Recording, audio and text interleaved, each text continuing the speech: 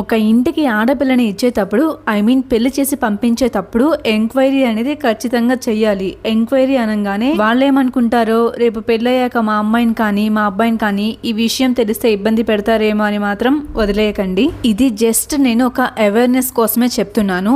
ఈ రోజు నేను చెప్పే మన సబ్స్క్రైబర్ స్టోరీ ఏంటి అంటే, ఒక పల్లెటూరులో పుట్టి పెరిగి పెళ్ళయ్యాక నేను ఇలాంటి ప్రాబ్లమ్స్ ఫేస్ చేస్తాను అని కలలో కూడా అనుకొని మన సబ్స్క్రైబర్ లలిత స్టోరీ చెప్పబోతున్నాను. ఇది జస్ట్ అవేర్నెస్ కోసమే, ఎవరిని ఉద్దేశించి కాదు. ఎవరు కూడా పర్సనల్ గా తీసుకోకండి. జస్ట్ జాగ్రత్తగా ఉంటారు అనే మన సబ్స్క్రైబర్ స్టోరీస్ చెప్తూ ఉంటాను. మాకు పెళ్ళై 5 years అవుతుంది. నా పెళ్లి కాకముందు వరకు కూడా మా ఇంట్లో వాళ్ళు పెళ్లి చేస్తే పల్లెటూరులో ఉండే వాళ్ళకి ఇచ్చి చేయాలి, సిటీలో ఉండే వాళ్ళకి వద్దు అని ఆ టైంలో ఎన్ని సిటీ మ్యాచెస్ వచ్చినా కానీ అన్ని రిజెక్ట్ చేశారు. అయితే బ్రోకర్ ద్వారా ఒక మ్యాచ్ వచ్చింది. వాళ్ళు ఉండేది సిటీలో. వాళ్ళు పెళ్లి చూపులకి ఇంటికి వచ్చారు. వాళ్ళ బిహేవియర్ బట్టి అర్థమైపోతుంది వాళ్ళు ఎంత అడ్వాన్స్డ్ గా ఉన్నారో. అందుకని మా నాన్న రిజెక్ట్ చేశారు. నాకు అబ్బాయి నచ్చిన సిటీ అని నేను కూడా రిజెక్ట్ చేసేసాను. వాళ్ళకి మాత్రం నేను బాగా నచ్చాను. ఒక 2 months తర్వాత అబ్బాయి వాళ్ళ మదర్ కాల్ చేసి, మాకు మీ అమ్మాయి బాగా నచ్చింది, మేము మీరు అనుకున్నట్లు కాదు, మంచి వాళ్ళమే, అలా ఇలా మాట్లాడేసరికి మా పేరెంట్స్ కన్విన్స్ అయిపోయారు.